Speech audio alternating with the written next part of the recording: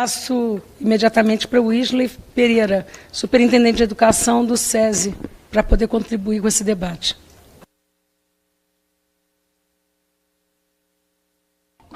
Boa tarde a todos. Para mim é um prazer e privilégio estar aqui, deputada Soraya. Eu acho que depois da fala dos nossos participantes aqui, fica mais fácil da gente endereçar aqui o quanto a inteligência artificial para o setor produtivo da indústria, na qual eu represento. Estou aqui representando a Confederação Nacional da Indústria, o Serviço Social da Indústria e também o Serviço Nacional de Aprendizagem, que é o SENAI. Nesse caso, como a temática é educação básica, o SESI é o responsável pela educação básica do Serviço Indústria. Hoje, só para entender, a gente está presente em 353 municípios brasileiros, são mais de 500 unidades escolares, atingindo mais de 400 mil estudantes. Na mesma diversidade que o Senac colocou aqui, desde uma escola em cima de uma parafita lá no Amazonas, numa escola super tecnológica dentro da indústria. Mas antes de falar um pouco de inteligência artificial, acho que a gente precisa ter aqui a centralidade da importância de direitos de acesso à produção de ciência que a sociedade tem, porque isso gera desigualdades sociais e econômicas. O Brasil foi referência no passado em fazer umas revoluções industriais.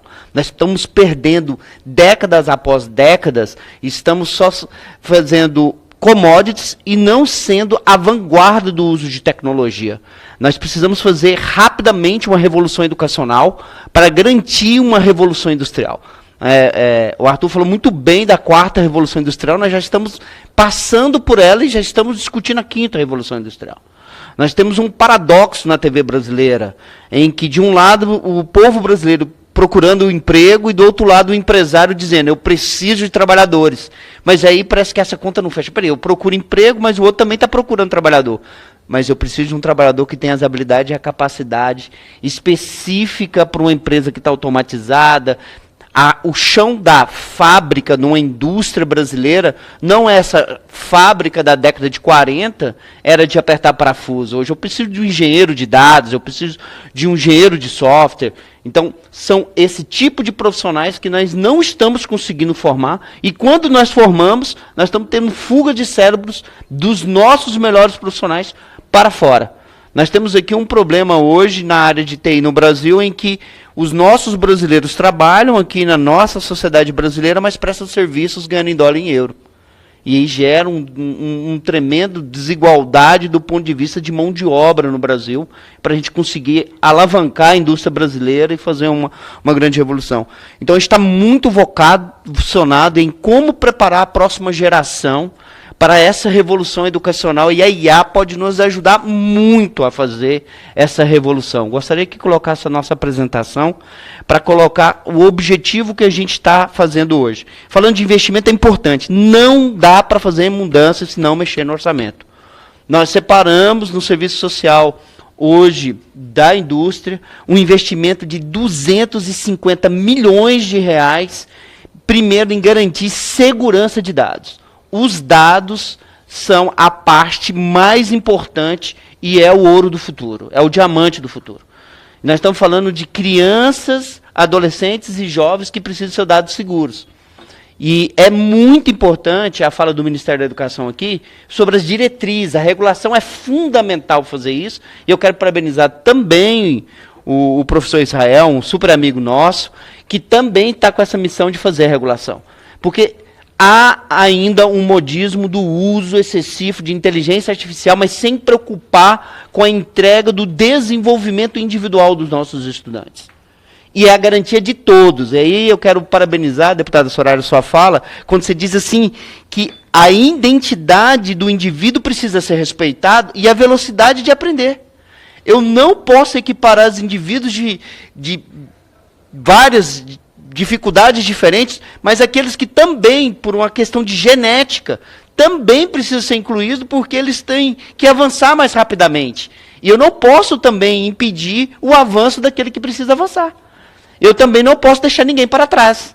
Então, acho que essa questão do ensino mais personalizado vai ser um grande avanço que a gente vai poder dar na educação básica, mas os referenciais precisam ser modernizados. Hoje a escola é muito penalizada. Estava conversando aqui com a Amable, que nós fomos professores da área de exata, eu sou física, ela é física e matemática. O diário de um professor, a gente estava lutando nas secretarias para vir uns pontinhos já e só colocar as faltas. Eu não podia. Não pode pôr porque isso vai facilitar a vida do professor. Ué, mas isso não é bom? Facilitar a vida do professor para ele ter mais tempo de ensino-aprendizagem, mas regula no nível de regulação. Essa é uma preocupação. A regulação precisa existir, mas ela tem que ter um nível correto de regulação. Um dos pontos importantes que a gente quer trazer aqui no debate é que a gente está muito focado na identidade de vida do estudante. Hoje a gente tem a capacidade de construir nesse país que a gente chama um passaporte da aprendizagem desse aluno. O aluno que matricular lá na educação infantil, a gente acompanhar a aprendizagem desse estudante, mapear a sua especificidade, porque a gente consegue ter esses dados. A gente tem uma imensidão de dados. Então, para fazer isso, a gente está muito vocacionado a ter uma plataforma nacional muito segura, um ambiente com conteúdos curados, porque qualquer ambiente que nós queremos colocar uma inteligência artificial, ela precisa que eu chamo de um guarda-reio, que guardem a seriedade da evolução da aprendizagem desse estudante. Um estudante não pode relacionar com a IA que não esteja preparado para dar uma devolutiva no nível cognitivo desse aluno. Um aluno de ensino fundamental não pode interagir com a IA e essa IA devolver para ele uma complexidade que fosse do ensino médio ou superior. É extremamente importante a gente construir e preservar a história da aprendizagem e o nível de aprendizagem dos nossos estudantes. A responsabilidade ética da construção, da evolução da aprendizagem é muito importante. Quando a gente olha os dados educacionais, é importante, a deputada trouxe os dados educacionais, eu tenho origem do Ministério da Educação, passei por lá, passei por Secretaria de Educação e hoje eu estou no setor privado. Uma das coisas é, a gente pega a aprendizagem, quando a gente olha no início da educação básica, ela tem um bom nível de aprendizagem, mas quando o menino vai fazendo o seu percurso na educação básica, a aprendizagem piora. Quanto mais tempo ele permanece no setor público e nessa aprendizagem, ele está refém que não garante essa aprendizagem. E também ter esses dados para demonstrar correções de rota é extremamente importante. E é sério, e isso tem que estar no PNE. Como também algo que precisa ser mapeado. A inteligência artificial pode nos ajudar no nosso próximo PNE. O nosso PNE passado teve só metas no final, né? Não teve metas parciais para ser perseguidas.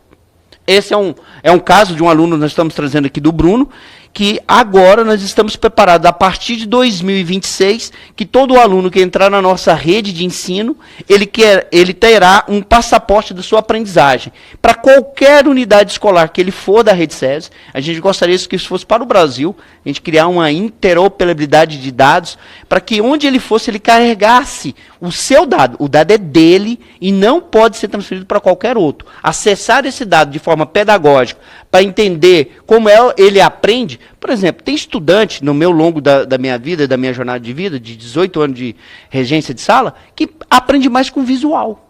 Tem outro que é mais literal, tem outro que é mais com teatro. Essas são formas que a hiperpersonalização, com o uso da inteligência artificial, vai permitir a entregar esses pacotes de conteúdo conforme a individualidade de cada. Isso é direito da cidadania de cada um.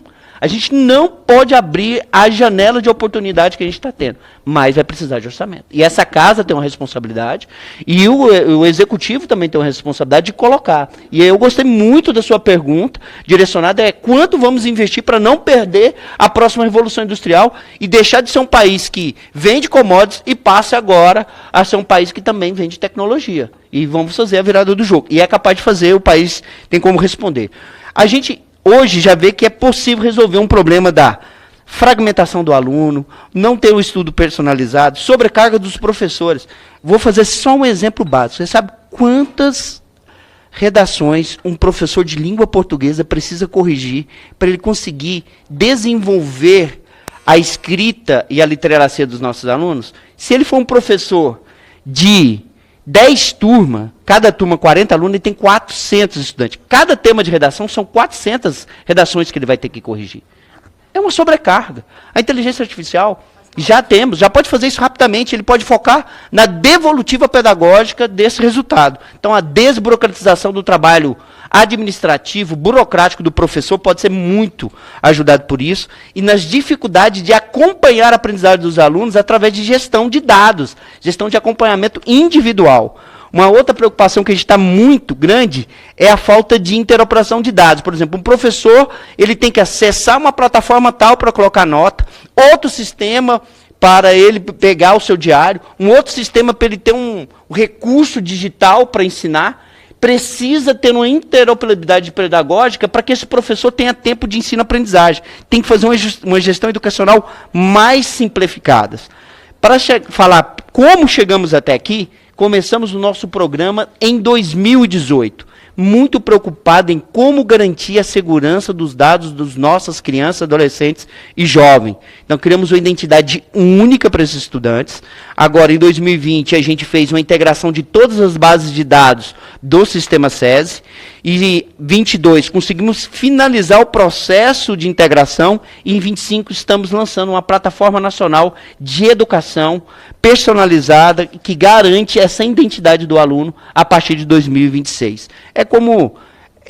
Parece que eu estou falando de mundo fictício. O aluno terá um seu NFT, ele carrega uma identidade de sua aprendizagem. E ele pode colocar isso para cada um.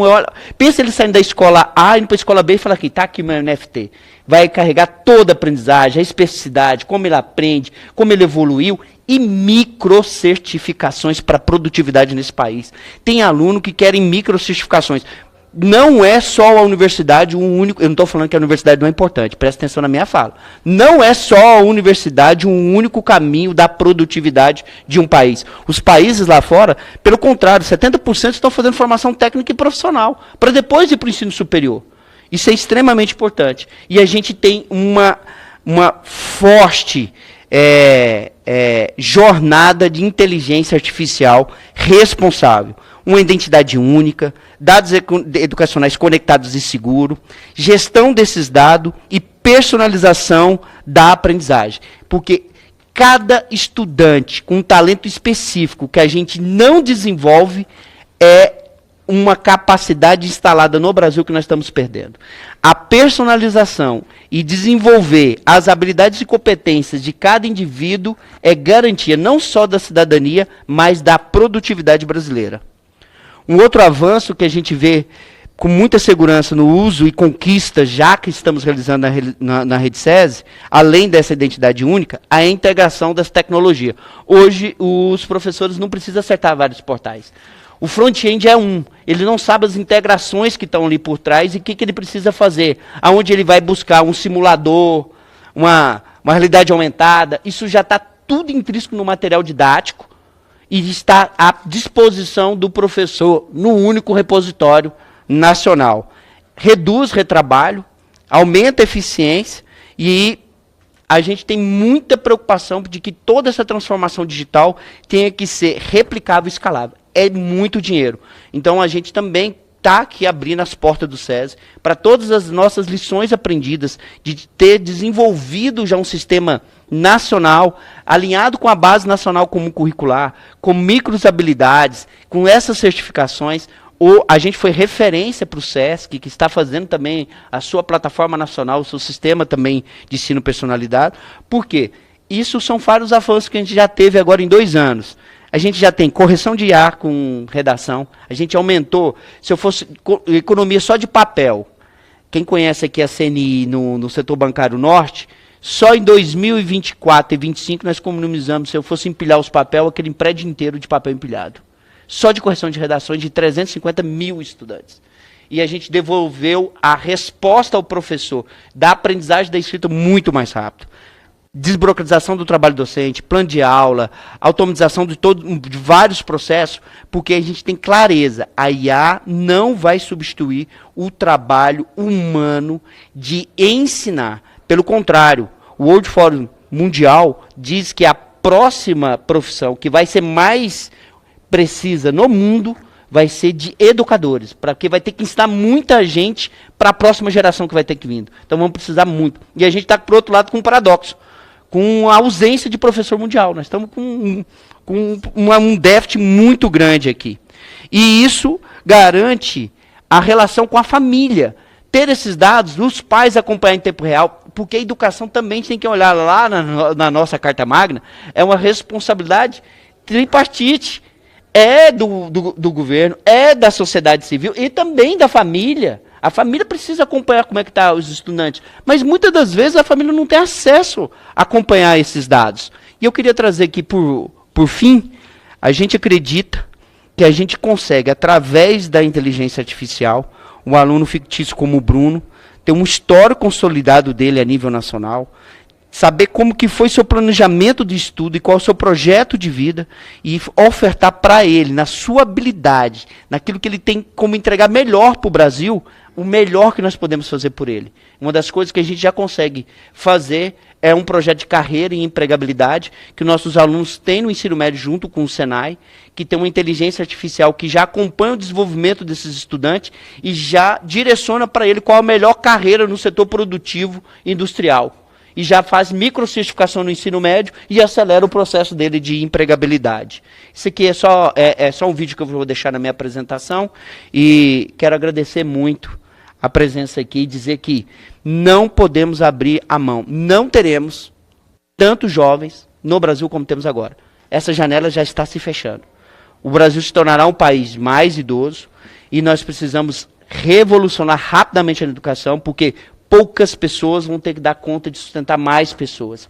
E com certeza a tecnologia é algo para incluir no processo de evolução econômica e produtiva do nosso país. Obrigado.